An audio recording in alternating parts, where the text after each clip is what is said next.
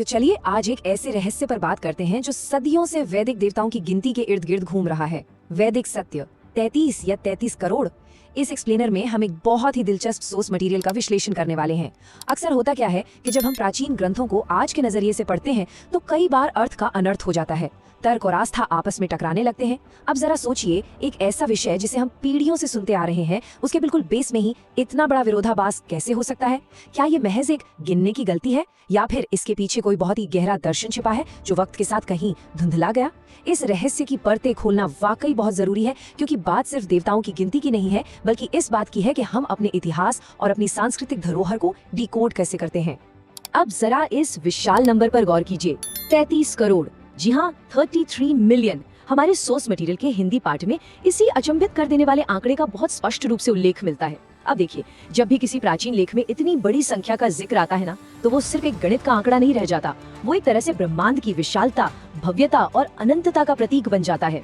33 करोड़ ये कोई ऐसा नंबर तो है नहीं जिसे हम उंगलियों पर गिन ले। ये मानव मस्तिष्क की आम सीमाओं से बहुत आगे की बात है। अब सोचने वाली बात यह है कि प्राचीन काल में जब दुनिया की आबादी भी शायद इतनी नहीं थी, तब 33 करोड़ का विचार आखिर आया कहाँ से? क्या ये प्रकृति के हर कण में दिव्यता देखने का एक तरीका था?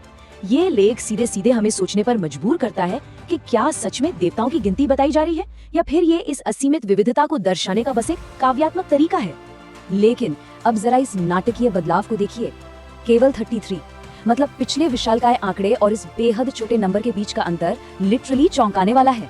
एक तरफ 33 करोड़ की वो असीमित लगने वाली दुनिया, और दूसरी तरफ सिर्फ 33 की ये बहुत ही सीमित, आराम से गिनी जा सकने वाली संख्या। सवाल ये उठता है कि एक ही विषय के बारे में दो इतने विपरीत सिरे कैसे मौजूद हो सकते हैं?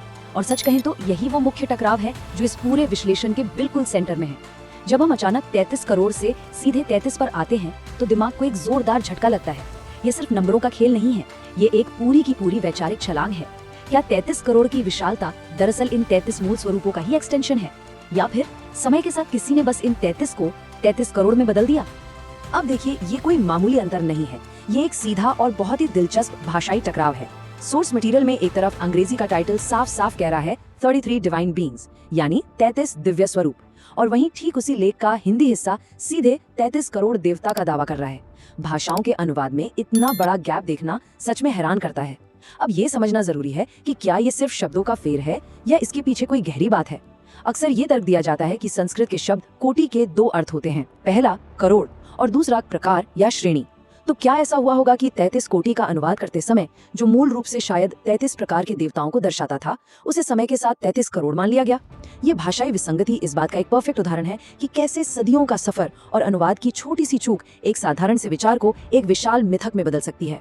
और ठीक इसी पॉइंट पर हमारा सोर्स मटेरियल खुद एक बहुत बड़ा सवाल खड़ा कर देता है, कोट अनकोट, क्या सच में 33 करोड़ देवता होते हैं? जब अंग्रेजी वाला हिस्सा 33 पर अड़ा हुआ है, तो ये सवाल अपने आप में एक बहुत गहरा दार्शनिक संदेह पैदा करता है। ये कोई आम सवाल नहीं है, बल्कि ये उस कंफ्यूजन की एक स्पष्ट स्वीकृति है जिस पर हम लगातार चर्चा कर रहे हैं। क्या सच में ये दो शब्द ही सदियों पुरानी उन मान्यताओं को चुनौती दे रहे हैं जिन्हें अक्सर बिना सवाल के मान लिया जाता है?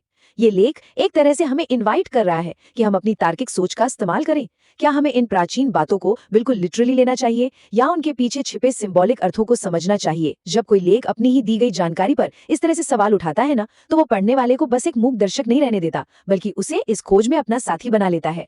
तो अंततः इसका असली मतलब क्या है? हमारा ये पूरा विश्लेषण हमें किसी एक सीधे जवाब पर नहीं, बल्कि एक और भी गहरे सवाल पर लाकर छोड़ देता है। 33 और 33 करोड़ के बीच का ये फासला हमें सच में ये सोचने पर मजबूर करता है कि हम अपने प्राचीन ज्ञान को कैसे डिकोड कर रहे हैं। क्या ये सब केवल अनुवाद की एक ऐतिहासिक भूल है, या फिर असीमित को समझने का एक दार्शनिक तरीका? हो सकता है कि 33 वो मूल सिद्धांत हो जो इस ब्रह्मांड को चलाते हैं, और 33 करोड़ उन सिद्धांतों की अनंत अभिव्यक्तियां हो जो प्रकृति के हर कण में मौजूद हैं।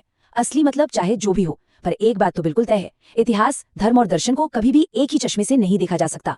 ज्ञान की असली ताकत जवाबों को रटने में नहीं है, बल्कि सही सवाल पूछने में है, और यही इस पूरे रहस्य की सबसे बड़ी खूबसूरती है। अब सोचने वाली बात यह है कि क्या ऐसा नहीं लगता कि हमारे इतिहास के ऐसे और भी कई पन्ने होंगे जो बस एक सही सवाल पूछे जाने का इंतजार कर रहे हैं?